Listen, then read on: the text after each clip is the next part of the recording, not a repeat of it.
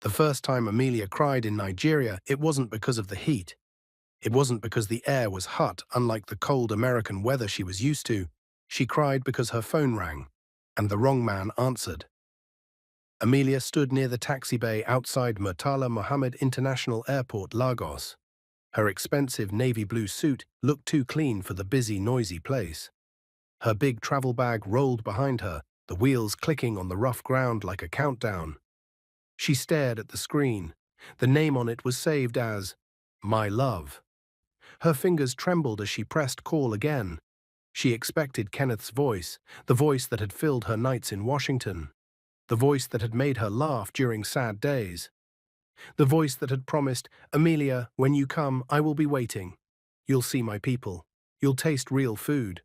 We'll go to the stream together. You'll love Nigeria." The call connected. "Hello, baby," a man said. Amelia froze, because the voice was familiar, but also wrong. It sounded like Kenneth, and it didn't. She looked up fast, scanning faces. The airport road was crowded, people hugging, people shouting, porters pushing carts, drivers holding cardboard signs. A woman argued loudly into a phone. A little boy ran past with a bottle of water, horns blared like angry birds. And then she saw him. A few meters away, beside a yellow taxi with faded paint and a dented bumper, a man raised his hand in the air. He was tall, dark-skinned. His hair was rough, tangled and uncombed, like he hadn't used a brush in weeks. His ash-colored t-shirt was torn at the shoulder and stained with mud. The jeans on him looked tired, like they had been washed too many times. But the strangest part, he held up a phone, the same way she was holding hers. Amelia's mouth opened, but no sound came out. The man smiled, nervous, then waved again. Like, "It's me." Her heart dropped. No. No, this couldn't be Kenneth Okonkwo, not the Kenneth from the pictures. Not the Kenneth who sent her photos of a big gate, shiny floors, and a sitting room with white sofas. Not the Kenneth who told her he was the son of a governor and a medical doctor with his own clinic. Amelia took one slow step back. Her bag bumped into her leg. The man by the taxi started walking toward her, still smiling like this was a sweet movie moment. But Amelia's brain was not playing a movie. It was playing her father's voice, clear, sharp, like a warning siren. "Don't come crying if you feel disappointed." Her father, Mr. Ronald Smith, had stood in their Washington living room the day before she left. His military posture was strong. Even at home, he always looked like a man ready for trouble. He didn't shout. That was the scary part. He just said it quietly. "Amelia, you're grown. You can make your choices, but if you enter that plane and chase a man you've never met, don't expect me to rescue you from the consequences." Amelia had rolled her eyes then, because in her head, love was simple, and Kenneth was real, and Nigeria was going to be her brave, beautiful love story. Now her throat burned, her eyes stung. The man stopped in front of her. He was sweating, his clothes dusty. He looked at her suit, then at her face, and his smile became softer, almost shy. "Amelia," he said, and that was when her tears came. Not loud crying, just quiet tears that shocked even her. Because she didn't plan to cry, she didn't want to give Lagos that victory, but her body did it anyway. "Ken, Neth," she whispered, like saying his name might turn him back into the man she thought she knew. "Yes," he said quickly. "It's me. It's really me." Amelia blinked hard. Her mind searched for a trick, a joke, a camera, anything. She looked around wildly. Was this one of those airport pranks? But the people passing by didn't look like actors. They looked busy and tired and real. Her chest tightened. Then she did something she didn't expect herself to do. She asked very softly, "Where is the other Kenneth?" His smile flinched, like a small crack in glass. "There's no other Kenneth," he said. Amelia shook her head. "No, no, you told me—" Her voice broke. She took a breath and tried again. "You told me you were a doctor. You told me your father was a governor. You sent pictures. You said you would come in a black SUV." Kenneth glanced at the yellow taxi behind him. The taxi looked like it had seen too many bad days. Then he looked back at her. His eyes were not playful. They were heavy. Amelia, please, he said, let's not talk here. Her hands tightened around her phone.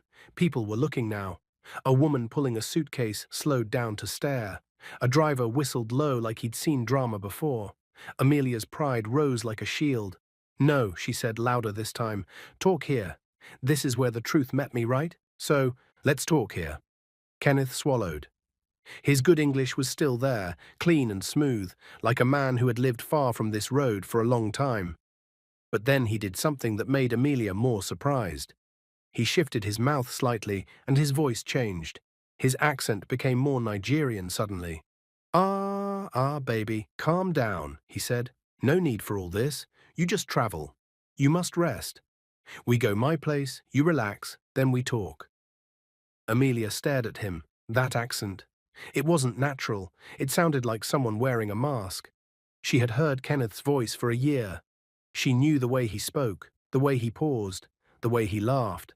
This accent felt like a costume, a lie stacked on top of another lie. Her tears stopped, her face went cold. You're doing it, she said slowly. Kenneth blinked. Doing what? You're switching, she said. You're switching the way you talk. Why? His eyes darted away, then back. A bead of sweat rolled down his temple. I'm not switching, he said quickly. It's just Lagos stress. The air. Stop, Amelia snapped. That word came out sharper than she meant. But she didn't take it back, because she was tired. Tired from the long flight, tired from the fighting at home, tired from defending Kenneth to her mother, who had cried and begged her not to go. Tired from telling her friends, this is real, you don't know him like I do. And now, the first thing Nigeria gave her was confusion. Kenneth lowered his voice. Amelia, he said, please, let's go. She looked at the taxi again. The taxi looked like a stranger's car, a car that should not carry the dream she sold her life for. Amelia shook her head. I'm not entering that taxi. Kenneth's face tightened. For 1 second, just 1 second, something flashed in his eyes. Not anger, not evil. It was fear, like a man who had waited too long and couldn't let the moment fail. Please, he said. Again, just come, people are watching. I don't care, she said, breathing hard now. I need answers. He stepped closer, lowering his voice even more, like the truth was something dangerous. You will get answers, he promised, but not here, not in public, not where ears are open. That last part made Amelia's skin prickle. Ears are open? What did that mean? Amelia's bag stood between them like a line. She swallowed.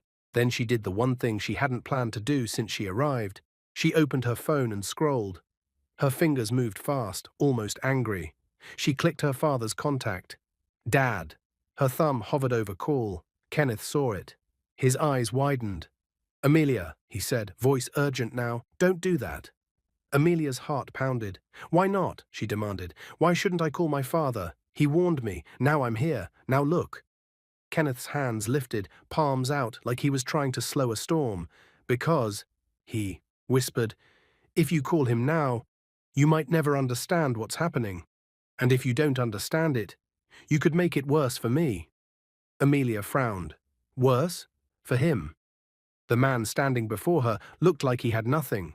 No power, no fancy life, no clean clothes. How could anything get worse? Unless Kenneth was not just poor. Unless there was something hiding behind this. Something deeper than broken promises. Amelia looked him in the face. His eyes were tired, yes. His hands, she noticed them now, were not the hands of someone who had been on the road all his life. His fingers were long, his nails were trimmed. The skin around his knuckles was rough, but not the way a full-time taxi driver's hands usually looked. He wasn't acting like a street guy. He was acting like a man who had fallen, hard, and didn't know how to explain it. Amelia's throat tightened again. Her anger fought with a strange new feeling. Pity, and she hated pity. Pity made her weak. Pity made her stay when she should run.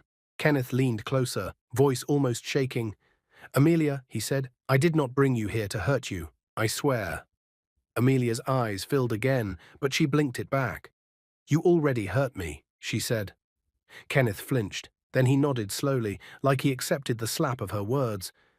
I know, he said, and I'm sorry, but please, Let me take you home. Let me show you. Show me what? She cut in. His lips parted. For a moment it looked like he wanted to tell her everything right there. But then he glanced over Amelia's shoulder, past the taxi bay, past the crowd, like he saw someone, or imagined someone. His face tightened again, and when he spoke, his voice was quiet, steady, almost broken. Let me show you the truth, he said. Amelia stared at him. The air felt heavier now. Even the noise around them seemed to fade for a second. Her thumb still hovered over her father's number. She could press it and end this. Or she could follow Kenneth and find out why a man with an American-like accent was wearing mud-stained clothes and standing beside a yellow taxi like it was his only shelter. Her stomach turned. A choice sat in front of her. And this time, it wasn't about love. It was about danger. Amelia slowly lowered her phone. Kenneth exhaled like a man who had been holding his breath underwater. Then he took her suitcase gently, like he was afraid touching it too hard would break the last thread between them. He opened the trunk. The trunk squeaked like it complained. He placed her bag inside and shut it carefully. Then he opened the back door for her. Amelia didn't move. She stood there, staring into the dark seat of the taxi. She remembered Kenneth's voice on late-night calls. She remembered his promises. She remembered her mother crying at the airport in Washington, holding her hands like she was holding her last chance. And she remembered her father's words again. Face the consequences. Amelia took a deep breath. Then she got into the taxi.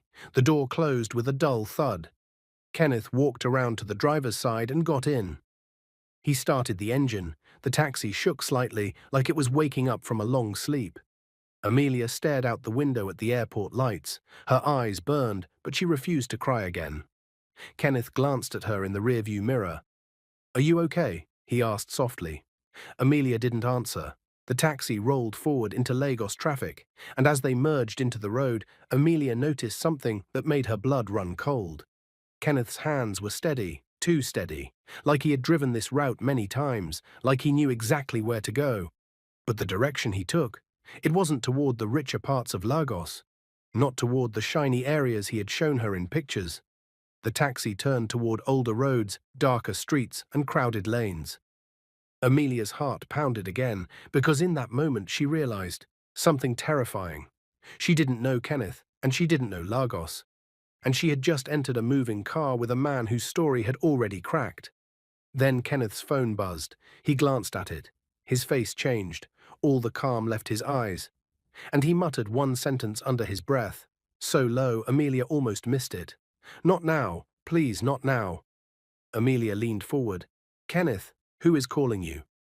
He didn't answer. The phone buzzed again, and again, and again, like someone wouldn't stop until he picked. Kenneth gripped the steering wheel tighter. Then, without looking at Amelia, he said in a tight voice, "Whatever you do, if anyone asks you who you are, don't say my name." Amelia's heart slammed. "What?" she whispered. "Why?" Kenneth's eyes flicked to the mirror. They were full of fear now, real fear. And the taxi sped up, right as two motorcycles, bike man, appeared behind them, riding too close, like shadows that had chosen their target. Amelia's breath caught in her throat. Her voice came out small. "Kenneth, what did you bring me into?" And Kenneth finally spoke, voice shaking as the motorcycles closed in. "Amelia, I think they found me." The motorcycles stayed behind them for 3 long minutes. 3 minutes that felt like 3 hours. Amelia's fingers dug into the worn seat as the yellow taxi swerved gently through traffic. Lagos did not slow down for fear. Cars honked. Street sellers waved sachets of water and snacks at passing windows. A bus conductor shouted destinations at the top of his lungs. Life continued, but inside the taxi, everything had changed. Amelia kept looking through the back window. The two motorcycles were still there. Not close enough to crash into them, not far enough to feel harmless, just close enough to watch. Her heart beat so loud she was sure Kenneth could hear it. "Kenneth," she said again, slower now, forcing her voice to stay calm. "You said they found me. Who is they?" Kenneth did not answer immediately. His jaw was tight. His eyes stayed on the road, sharp and focused, like a man driving through a minefield he already knew by heart. "Please," Amelia whispered. Talk to me. He exhaled through his nose, long and controlled. They won't touch us here, he said finally. Too many eyes, too much noise. That doesn't answer my question, Amelia said. Kenneth nodded once. You're right, he said quietly. I owe you the truth, all of it. But not while we're moving like this. The motorcycles slowed, then one turned left at a junction, the other followed. Amelia's chest loosened just a little. She slumped back against the seat, suddenly weak. Her hands were shaking now. She looked down at them and laughed softly. Not because anything was funny, but because her body was confused.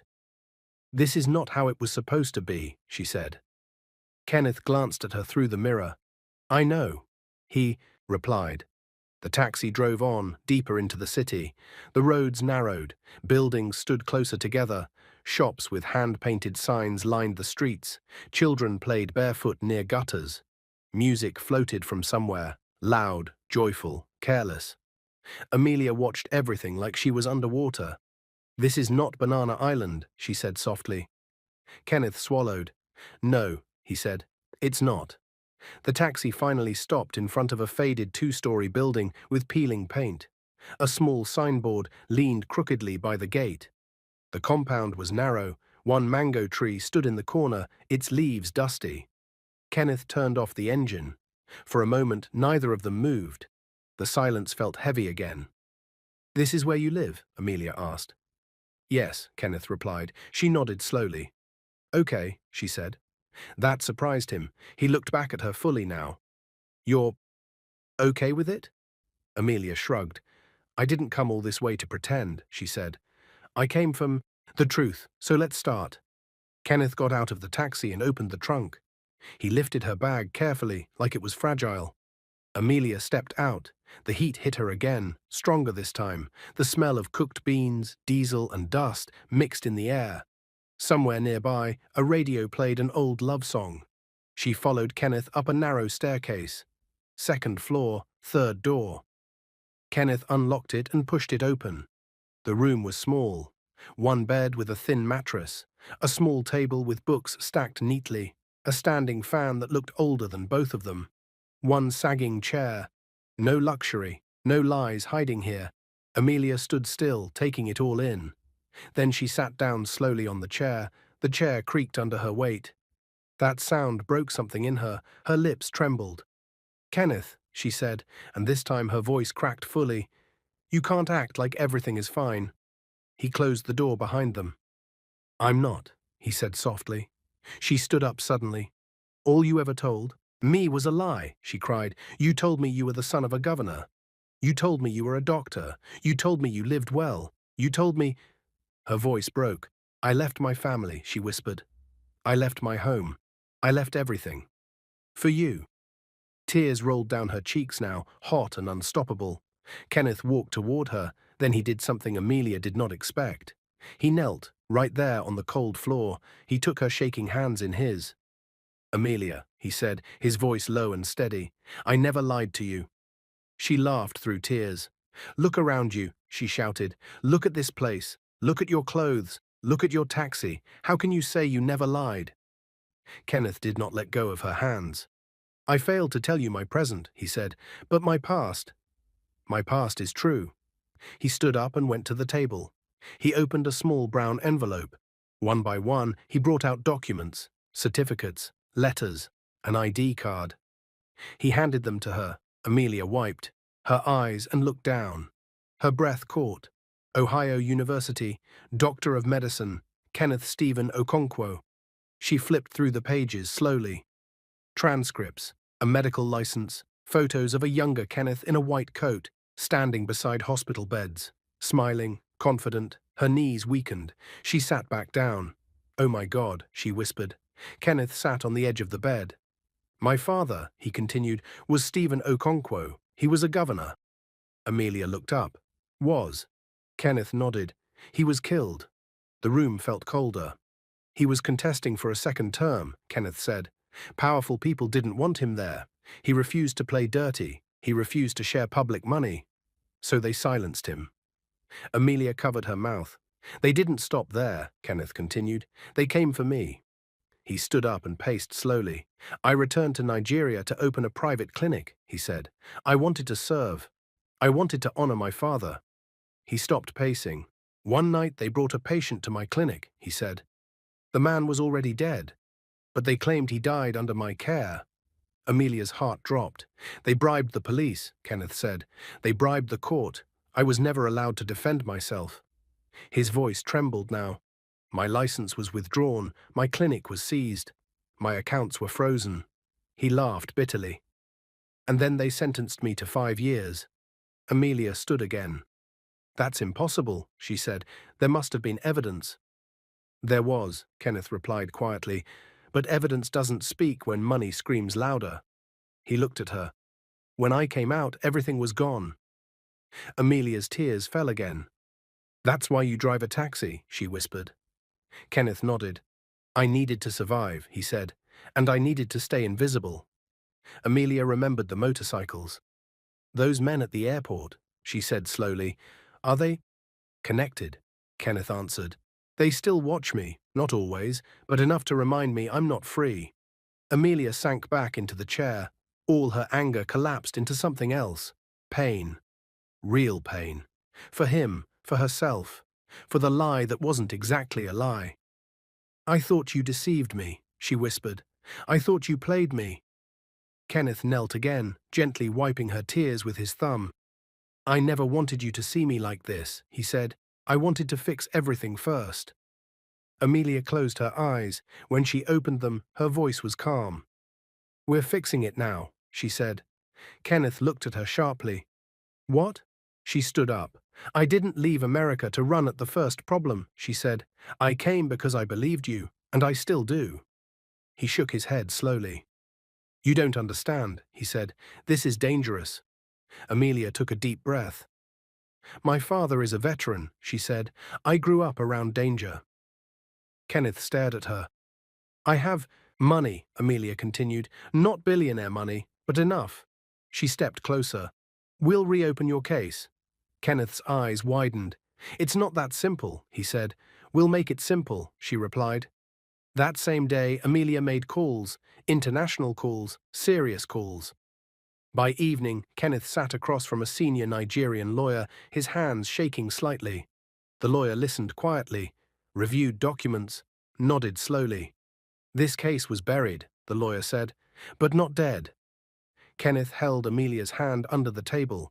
The next morning, a fresh suit was filed. The case was assigned to Justice Kudirat Balogun. When Kenneth heard the name, his breath caught. She's fair, the lawyer said. She listens. For the first time in years, hope stirred. The courtroom was quiet when Kenneth stood before the judge. Amelia sat behind him, her hands clasped tightly. Evidence was presented, witnesses spoke, records were reviewed. The truth rose, slowly, like sunlight after a long night. And then the words fell. Innocent. Amelia gasped. Kenneth collapsed into his chair, sobbing openly. The judge continued. His clinic shall be reopened. Amelia covered her mouth again. And the Nigerian government shall pay $1 million in damages. The room erupted. Kenneth turned to Amelia, tears streaming. He hugged her tightly. I don't even know what to say, he whispered. Outside the courtroom, cameras flashed. Headlines followed. The American woman who fought for justice in Nigeria. The story spread. Amelia cried again that night, but this time they were tears of relief. They moved to Banana Island soon after. Kenneth reopened his clinic. Free surgeries were conducted. Amelia volunteered daily. After 2 years, she made a suggestion. Let's turn it into a free medical center, she said. Kenneth agreed. They handed it over to a trusted medical director. Then they packed again, this time together. When they arrived in Washington, Amelia's parents froze. They stared. Then her mother cried. Her father said nothing at first. Then he stepped forward and hugged Kenneth. 5 months later, Amelia walked down the aisle. Her mother, Anna Ronald, held her arm. Kenneth's eyes shone with tears. But just when life seemed settled, Kenneth received a call that made his face turn pale. He looked at Amelia. They're calling again, he said quietly. And Amelia felt that same cold fear return. Because some stories don't end just because justice was served once, and whatever had followed Kenneth before was not done yet. The call came at night. Not during dinner, not during laughter, not during prayer. It came when the house was quiet. Amelia was already in bed, staring at the ceiling of their Washington apartment, thinking about how strange peace felt. Kenneth sat beside her, scrolling through medical journals on his tablet, his glasses resting low on his nose. This was the life she had imagined saving him for. Calm, clean, normal. Then his phone buzzed. Once, Kenneth ignored it. It buzzed again. He sighed and reached for it, ready to silence whoever it was. But the moment he looked at the screen, his body went stiff. Amelia noticed instantly. "Kenneth?" she asked softly. He didn't answer. His eyes moved slowly from the phone to her face, color drained from his skin. "Who is it?" Amelia asked, sitting up. Kenneth swallowed. "No one," he said too fast. That was how she knew it was someone. "Don't lie to me," she said calmly. "Not after everything." Kenneth closed his eyes for a second. Then he showed her the screen. Unknown caller, but beneath it, a missed call notification from earlier. And another. And another. All from unknown numbers. Her chest tightened. "They found you again," she whispered. Kenneth nodded once. "I think they never stopped looking," he said. Amelia hugged the blanket around herself. "But we're in America now," she said. "This is Washington. You work at one of the best hospitals. You're visible. You're protected." Kenneth gave a sad smile. "You don't understand power yet," he said. "Some people don't need borders." The phone buzzed again. This time Kenneth answered. "Hello?" he said carefully. There was silence on the other end. Then a voice spoke. Low, cold, measured. "You travel far," the voice said. Amelia's breath caught. Kenneth's fingers tightened around the phone. "Who is this?" he asked. A soft chuckle came through the speaker. "You know who this is," the voice replied. "Or maybe you prefer to forget." Kenneth said nothing. "You embarrassed people," the voice continued. "You reopened wounds that were sealed with money." Kenneth's jaw clenched. "The court cleared me," he said firmly. Another chuckle. "Courts clear men," the voice said, "but graves remember them." Amelia's heart began to race. "Leave us alone," Kenneth said. "You lost." There was a pause. Then the voice said something that froze Amelia's blood. "Your wife is beautiful." Amelia gasped softly. Kenneth stood up suddenly. "You stay away from her," he said, anger breaking through his control. The voice laughed openly now. "Relax, doctor," it said. "We are only talking." The call ended. Kenneth stared at the phone like it might explode. Amelia stood and walked to him slowly. "They know about me," she said. "Yes," Kenneth replied, "and that's why I'm scared." The next morning, Amelia couldn't focus. At the grocery store, she kept looking over her shoulder. At a cafe, she jumped when someone laughed too loudly.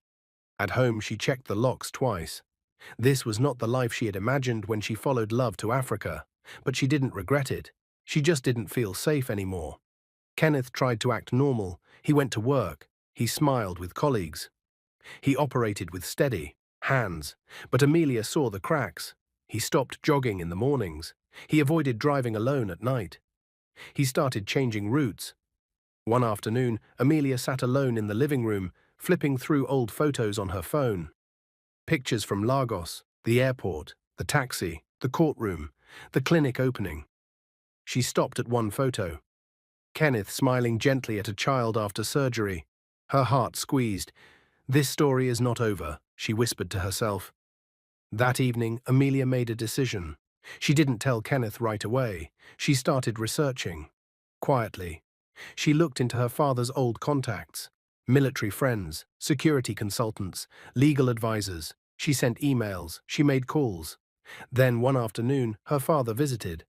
Mr. Ronald Smith walked into their apartment with the same strong posture he always had.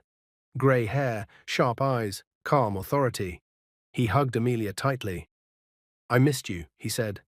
"I missed you too, Dad," she replied. Then he turned to Kenneth. They shook hands, longer than usual. "I hear you're doing impressive work," Ronald said. Kenneth nodded politely. "I try." They sat down. Tea was served. Silence filled the room. Then Amelia spoke. "Dad, Kenneth is being threatened." Her father didn't react, not outwardly. He simply asked, "By who?" Kenneth hesitated. "Powerful people in Nigeria," he said carefully. Ronald nodded slowly. "Names," he said. Kenneth shook his head. "I don't know all of them," he admitted, "but I know they don't forgive." Ronald leaned back. "This isn't new," he said. "Men like that never stop." Amelia leaned forward. "Can you help us?" she asked quietly. Ronald looked at her, really looked. "You walked into this," he said. "I warned you." "I know," Amelia replied, "and I'm not asking to be saved. I'm asking to be protected." Ronald was silent for a long moment, then he stood. "I'll make some calls," he said. Kenneth exhaled for the first time in hours. 2 days later, a black SUV stopped outside their building. Two men stepped out. Former intelligence officers. They assessed the apartment, installed discreet cameras, adjusted routines. "This will help," one of them said, "but nothing is perfect." That night, Amelia slept better. For the first time in weeks, until the fire alarm went off at 2:17 a.m.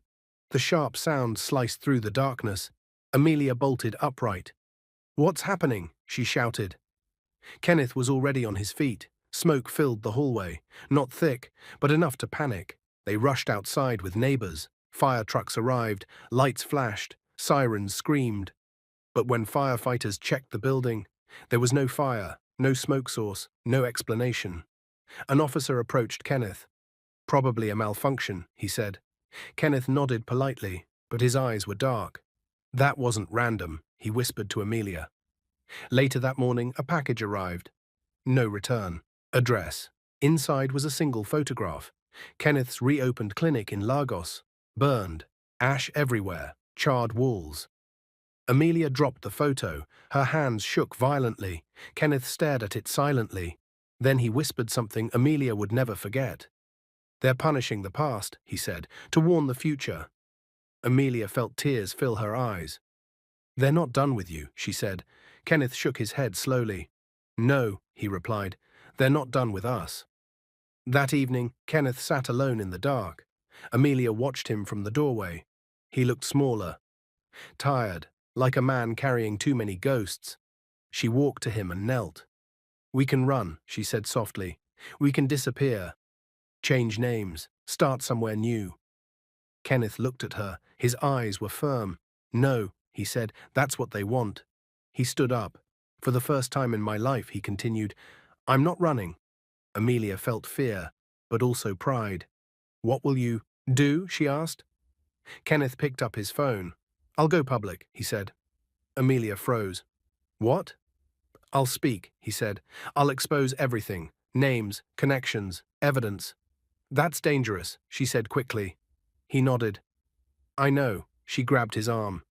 "They already burned your clinic."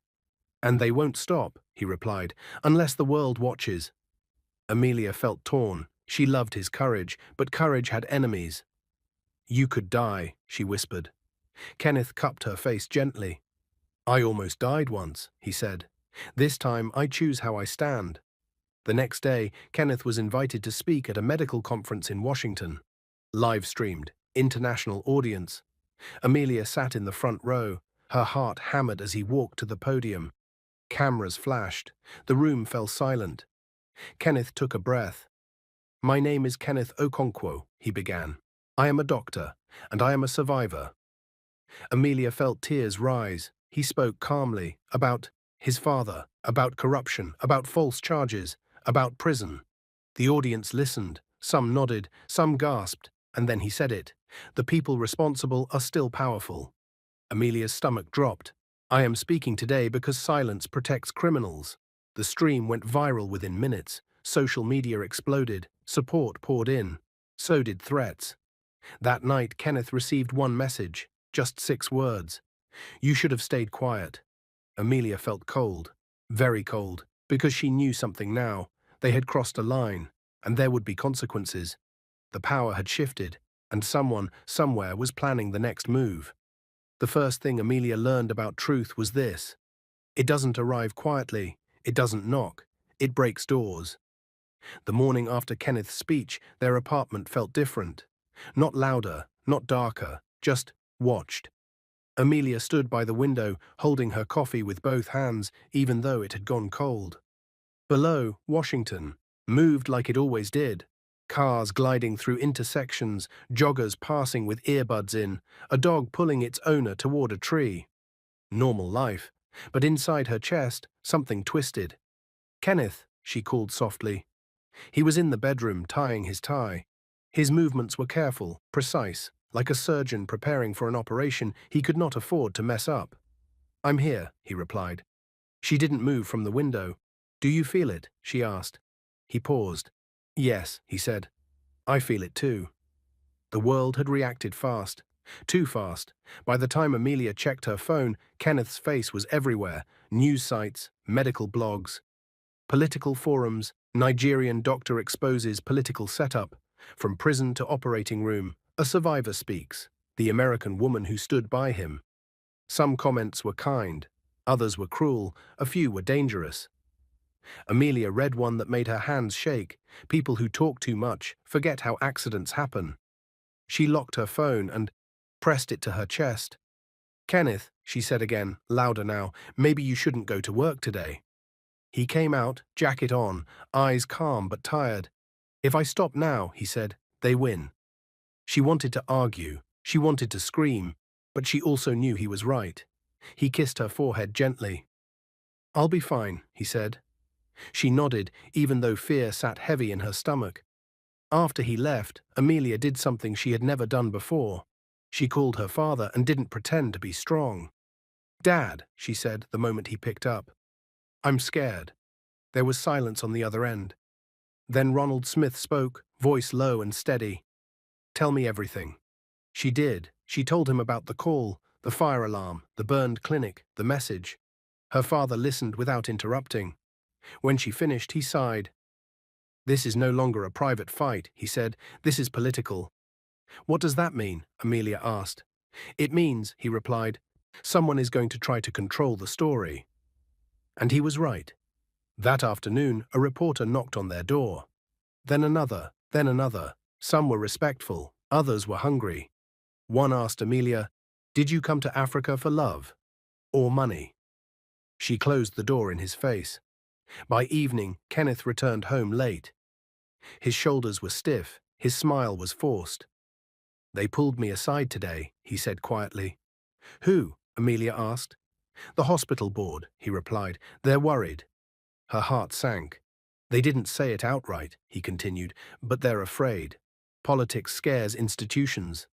"Are they firing you?" she whispered. "No," he said. "Not yet. Not yet." Those words echoed in her mind long after dinner. That night, Amelia couldn't sleep. She lay awake listening to Kenneth's breathing, counting each rise and fall of his chest like it was proof he was still here. At 3:12 a.m., her phone buzzed. She froze. Kenneth stirred slightly but didn't wake.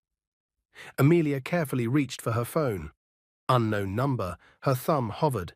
Then she answered. "Hello," she whispered. A woman's voice replied, calm, sharp, controlled. "You don't know me," the woman said, "but I know you." Amelia sat up slowly. "Who are you?" she asked. "My name doesn't matter," the woman replied. "What matters is that your husband doesn't understand when to stop." Amelia's pulse raced. "Don't call this number again," she said. The woman laughed softly. "You Americans think safety is permanent," she said. "It's not." "Are you threatening me?" Amelia asked. "No," the woman replied. "I'm advising you." The call ended. Amelia sat there shaking. She didn't tell Kenneth. Not yet. She didn't want to add more weight to his already heavy shoulders. Instead, she made another decision. One that scared her more than leaving America ever did. She booked a flight to Lagos. When Kenneth saw the email confirmation the next morning, he went silent. "No," he said finally, "absolutely not." "We need answers," Amelia replied. "We already have answers," he snapped, "and they almost got us killed." She didn't raise her voice. That was how serious she was. "This started in Nigeria," she said, "and the people behind it are still there." "I won't let you go back," Kenneth said firmly. She stepped closer. You don't get to decide that anymore, she said. That hit him. He ran a hand through his hair. You don't understand how dangerous it is, he said. They burned my clinic. They threatened you. Exactly, Amelia replied, which means they don't expect me to show up. He stared at her. You're baiting them, he said. No, she replied. I'm forcing them into the light. Kenneth shook his head slowly. This is madness. This, Amelia said softly, is love.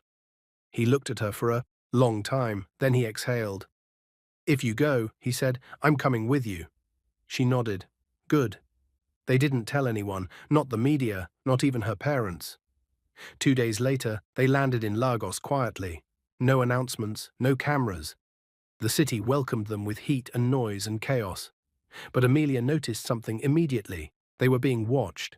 At the hotel, a man in a black shirt sat too close. At the restaurant, a woman stared too long. On the road, the same black SUV appeared twice. Kenneth noticed too. They know we're here, he said. Good, Amelia replied. Now they can't pretend. They met with the lawyer who had reopened Kenneth's case. The man looked older, more tired. You shouldn't have come, he said bluntly. We had to, Kenneth replied. The lawyer leaned closer. There are whispers, he said. Your speech reopened old anger. People are afraid. Of who? Amelia asked. The lawyer hesitated.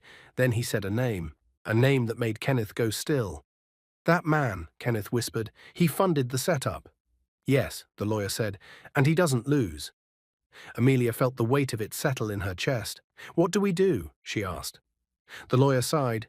You expose everything, he said, or you disappear. That night, Amelia stood on the hotel balcony, looking down at the lights of Lagos. This city had given her love, and pain, and truth. She heard footsteps behind her. Kenneth joined her. I'm sorry, he said quietly, for bringing you into this. She turned to him. You didn't, she said. I chose this.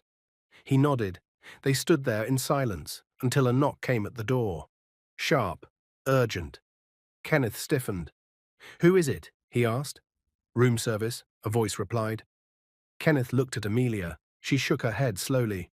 No, she whispered.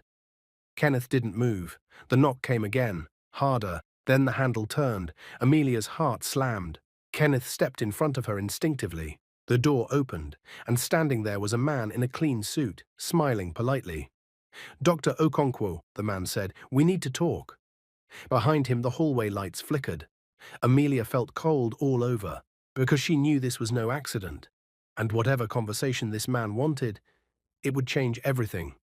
The man in the clean suit did not force his way in. That was the first thing Amelia noticed.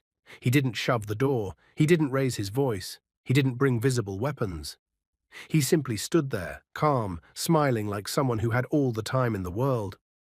Dr. Okonkwo, he said again, adjusting his cufflinks, may we come in? Kenneth didn't move. Amelia could feel his body tense in front of her, like a shield. Who sent you? Kenneth asked.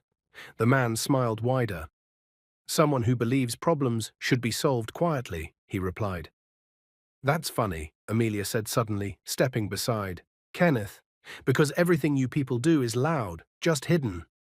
The man's eyes flicked to her, recognition flashed there. Ah, so he did know her. Mrs. Okonkwo, he said smoothly. Welcome back to Lagos. Amelia's stomach tightened, but she kept her face steady. What do you want? Kenneth asked. The man finally dropped the smile. To help you, he said, before you ruin everything. Kenneth laughed, a short, humorless sound.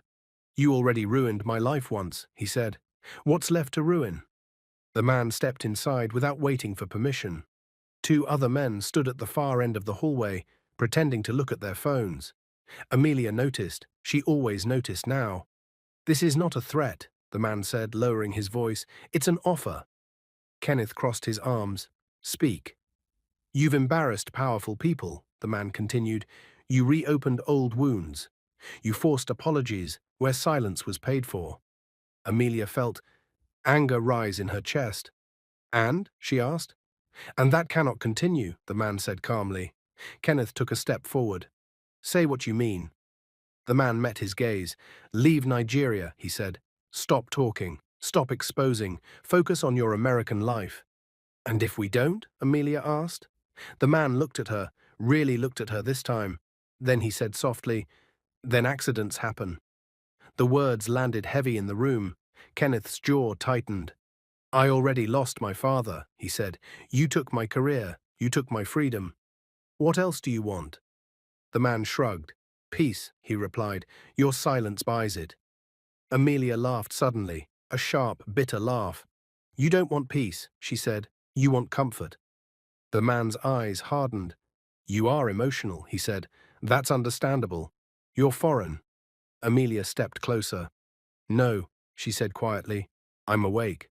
Silence stretched. Kenneth spoke next, voice firm and clear. "I will not be silent." The man sighed. "That's unfortunate." He turned to leave, then paused at the door. "You have 48 hours," he said. "After that, we stop asking." The door closed. The room felt smaller. Kenneth exhaled slowly and sank onto the bed. Amelia stood frozen. Her heart was racing so fast it hurt. "They're serious," she whispered. Kenneth nodded. "Yes." For the first time since she met him, he looked truly unsure. That scared her more than the threat itself. The next morning, Lagos woke up to headlines. American woman returns to Nigeria amid political scandal. Doctor Who exposed corruption seen back in Lagos. Someone had leaked their presence, on purpose. The pressure came fast. Calls, emails, warnings disguised as advice. Even the lawyer stopped answering his phone. By afternoon, Kenneth received an official letter. A summons. Amelia read it twice. "They want you in Abuja," she said. Kenneth nodded. "They're forcing a confrontation." "That's a trap," Amelia said immediately. "Yes," Kenneth replied, "but it's also a stage." They argued that night. Not loudly, quietly, dangerously. "I didn't follow you this far to bury you," Amelia said, "and I didn't survive prison to hide forever," Kenneth replied. "What if you die?" she asked, tears spilling now. "What if I live without truth?" he asked back. That question broke her. She sat down heavily. For a long time, neither of them spoke. Then Amelia wiped her face and stood. "Okay," she said. Kenneth looked up. "We do it your way," she continued, "but not alone." She picked up her phone. She called her father. This time, she didn't ask. She informed. "Dad," she said calmly, "we're in Lagos. They've threatened us." There was silence. Then Ronald Smith spoke. "Send me everything." Within 24 hours, things changed. Foreign attention arrived. Embassy interest, international, media, human rights observers. The same people who wanted silence suddenly wanted distance. Kenneth traveled to Abuja, surrounded by cameras. Not protection, exposure. At the hearing, he didn't beg. He spoke. He named names. He showed documents. He spoke about his father's death, about the setup, about the cost of corruption. The room shook. Some men avoided his eyes. Others stared with hate. But the world was watching now. That mattered. The next day, a statement was released. An investigation would be opened. Again. But this time, it wasn't quiet. The man in the clean suit never returned. Instead, news broke. One of the powerful figures tied to Kenneth's case had stepped down. Another traveled suddenly for medical reasons. The pressure worked, slowly, dangerously. But it worked. 2 weeks later, Amelia and Kenneth sat on the beach at Tarkwa Bay. The ocean roared gently. Children laughed nearby. For the first time in months, Amelia felt her shoulders relax. "We survived," she whispered. Kenneth nodded. "Because you stayed." She smiled sadly. "I almost didn't." He took her hand. "That first day at the airport," he said, "when you saw me." She closed her eyes. "I wanted to disappear," she admitted. "I thought my life was over." "And now?" he asked. She looked at him. "Now I know love isn't what you imagine," she said. "It's what you choose when the picture breaks." Kenneth swallowed. "You could have walked away," he said. "I know," she replied, "but then I wouldn't be me." They returned to America quietly this time. No drama, no headlines, just scars. Kenneth resumed his work, and something remarkable happened. Patients began requesting him specifically.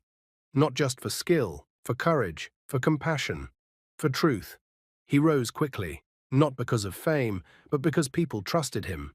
Months later, Kenneth led a surgical team in a groundbreaking procedure, a live bile transplant, the first of its kind in that hospital. As he stood in the operating room, hands steady, eyes focused, Amelia watched from behind the glass.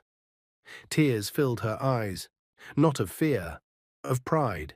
Later that night, Kenneth held her close. "I would have been nothing without you," he said. She shook her head. "You would have been something," she replied, "but we became more together." They married quietly, no drama, no crowd. Her mother, Anna Ronald, walked her down the aisle, tears streaming. Her father stood tall, and when Kenneth took Amelia's hands, he whispered, "I will never lie to you again." She smiled through tears. "I will never stop choosing you." Moments. Quiet breaths. After the wedding, Amelia thought the storm was finally over. She thought the hardest part was behind them. She was wrong. It started on an ordinary Tuesday. Kenneth was already at the hospital when Amelia woke up. Sunlight slipped through the curtains, warm and gentle. For a moment, she just lay there, listening to the quiet hum of their home in Washington. No sirens, no threats, no unknown calls. She smiled. Then her phone buzzed. Once, she ignored it. It buzzed again. Amelia frowned and reached for it. Unknown number. Her smile faded. She stared at the screen for a long time before answering. "Hello?" she said carefully. There was breathing on the other end. Slow, measured.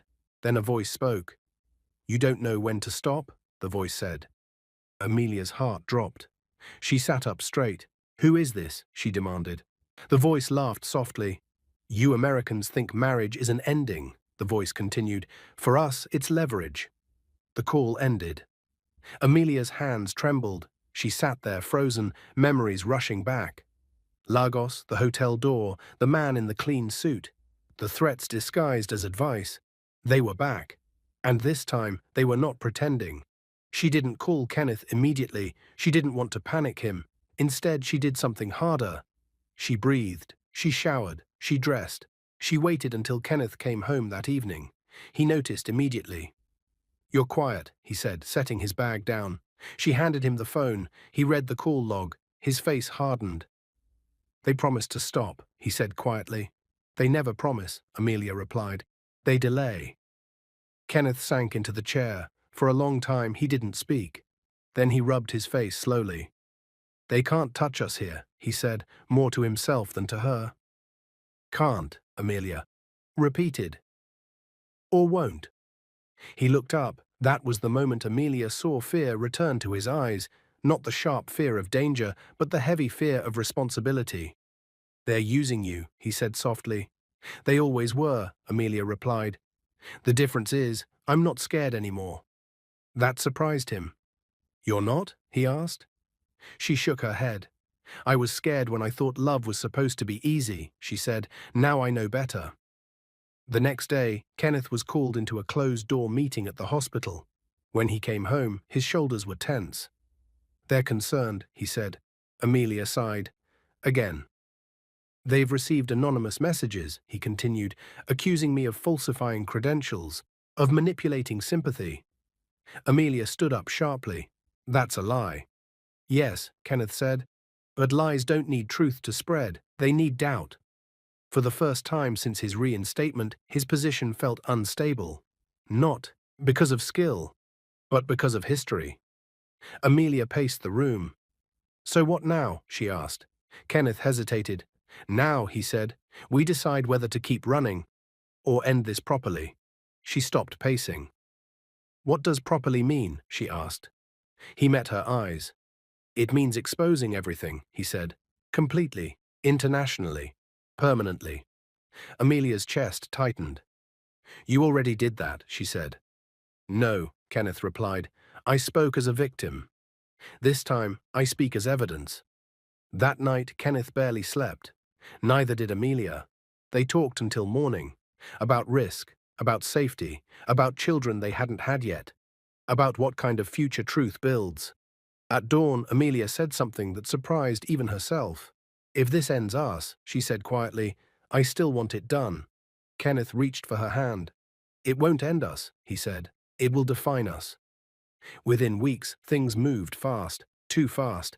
Kenneth was contacted by an international medical ethics panel. They had reviewed his story. They wanted testimony, not behind closed doors, public, recorded, permanent. Amelia watched him prepare his statement late into the night. He wasn't angry anymore. He was calm.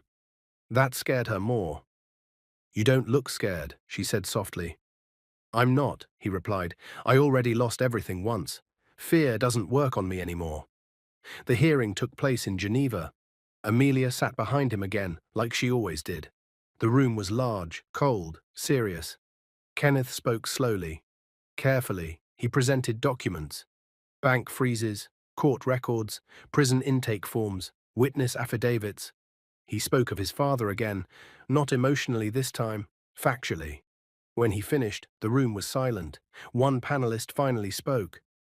This is not just a Nigerian issue, the man said. This is a global one.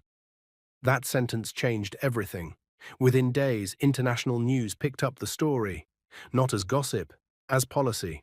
Governments responded, sanctions were discussed, names were investigated, and then, inevitably, retaliation came. Amelia noticed it first. Their car was followed. Not closely, but enough. One night, a brick shattered their front window. No note, no message, just broken glass. Kenneth cleaned it up silently. Amelia watched him. You don't get to carry this alone, she said. I know, he replied. The next threat came by mail. A single sentence. Heroes die too. Amelia didn't cry. She folded the paper neatly and placed it on the table. Then she said something that surprised Kenneth. We need to go back to Nigeria. He stared at her. No, he said immediately. Yes, she replied calmly. Why? He demanded. Because, she said, they think I'm your weakness. Kenneth shook his head. They're wrong. I know, Amelia said. That's why it will work. She explained her plan slowly. Public visits, charity events, medical outreach, visibility. They hide in shadows, she said. We step into light. Kenneth listened, then nodded slowly. You've changed, he said. She smiled sadly. So have you. When they returned to Lagos again, it wasn't quietly this time. Cameras followed them. Medical organizations welcomed Kenneth. Amelia stood beside him, not as a foreign woman this time, but as a partner. They visited the rebuilt clinic site. Only the foundation remained. Kenneth stood there for a long time. They burned the building, Amelia said softly. Not the purpose. He nodded. Free medical outreach followed. Children lined up. Mothers cried. Fathers thanked him. Amelia worked beside him, hands dirty, heart full. And something strange happened. The threats slowed, not stopped. Slowed, because predators hate attention. One afternoon, Kenneth received an unexpected message from someone inside the old system. A whistleblower. The message was short. I have proof. I want protection. Kenneth showed Amelia. Her heart raced.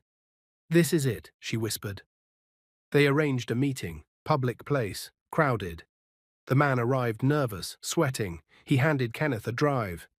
Everything is there, he said. Names, transfers, orders. Why now? Amelia asked. The man looked down. Because I watched my son die in a hospital with no equipment, he said, and I remembered who destroyed yours. That night Kenneth didn't sleep. Neither did Amelia. They knew what this meant. The next phase. The final one. The drive was handed to international authorities, safely, legally, irreversibly. Within weeks, arrests followed. Not many, but enough. A former official was detained. Another fled. The man in the clean suit disappeared. For real this time. Amelia and Kenneth sat together on their hotel balcony again. Same city. Different feeling. We're still alive, Amelia said quietly. Kenneth nodded. And free, he added. She leaned her head on his shoulder. You still think love is dangerous? She asked. He smiled faintly. I think love is expensive, he replied, but worth the cost. Amelia closed her eyes. For the first time since she left America years ago, she felt something close to peace. But deep down, she knew peace was not an ending. It was something you protect every day. Peace did not arrive with celebration. There were no fireworks, no public apology from the men who had caused the pain, no moment where the world suddenly felt fair. Peace arrived quietly. It arrived on a Tuesday morning when Amelia woke up and realized she had slept through the night without fear. No strange dreams, no phone buzzing in the dark, no tight feeling in her chest, just sleep, deep, ordinary sleep. She lay there for a long time, staring at the ceiling of their bedroom in Washington, listening to Kenneth move around in the kitchen. The sound of plates, the kettle, soft humming, something he had started doing again without realizing it. That was when Amelia knew the war was finally over, not because every enemy was gone, but because fear no longer controlled them. She walked into the kitchen barefoot. Kenneth turned and smiled. A real smile. Not the careful one he had worn for years, not the polite one meant for colleagues, but the relaxed, quiet smile of a man who no longer expected danger to enter the room. "Good morning," he said. "Good morning," she replied. She wrapped her arms around him from behind and rested her cheek on his back. For a moment, neither of them spoke. They didn't need to. They had survived too much to waste silence. Later that day, Kenneth received the email. It came from Geneva, short, direct, final. The international panel had concluded its investigation, sanctions were confirmed, funds were frozen. Several names were permanently barred from public office. No headlines followed this time, no dramatic announcement, just consequences. Kenneth read the message slowly. Then he closed his laptop and leaned back. Amelia watched his face closely. "How do you feel?" she asked. He thought for a long time. "Empty," he said finally. She frowned. "That doesn't sound good." "It is," he replied. "For years, anger lived where peace should have been. Now there's space," she nodded. Healing, she had learned, often felt strange at first. The hospital called later that afternoon. They wanted Kenneth to lead a new initiative, a long-term international program focused on rebuilding medical systems damaged by corruption and neglect. Nigeria was on the list. Kenneth listened quietly, then asked for time to think. After the call, Amelia raised an eyebrow. "You're thinking of saying no," she said. "I am," he replied. She sat beside him. "Why?"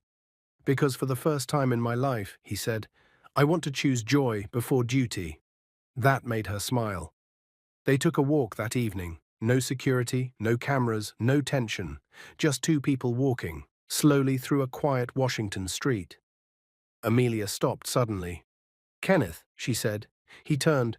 "Do you ever think about the airport?" she asked. He smiled sadly. "Every day." She laughed softly.